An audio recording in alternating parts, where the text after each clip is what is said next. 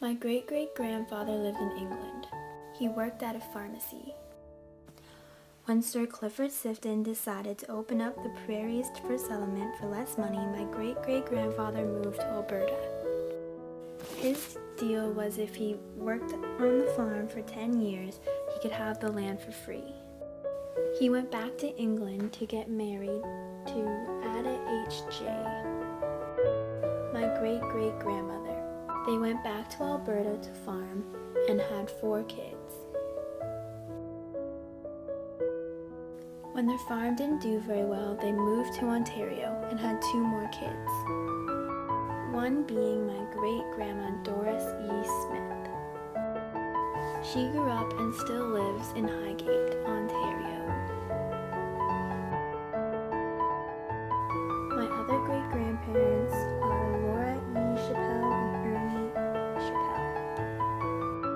He worked at the London Winery driving trucks. She worked at different stores in London, one of them being a bakery. They had my grandfather, Larry Chappelle. He has lived in London all his life. My great-grandparents, Doris E. Smith, Charles B. Smith, had my grandma, Patricia Chappelle.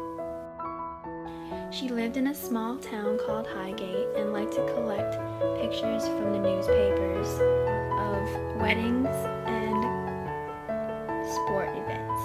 When she was younger, the style of teasing your hair was really big. My grandparents met at a roller rink and got married in 1962. My grandpa worked as a draftsman at Northern Telecom in London, Ontario. They had my mom, Sandra Chappelle, and my uncle, Ted Chappelle. My mom worked as a hairdresser and now she works at Zehrs.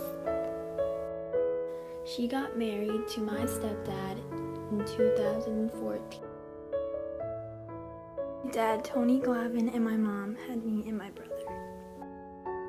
Brock and me, Kelly.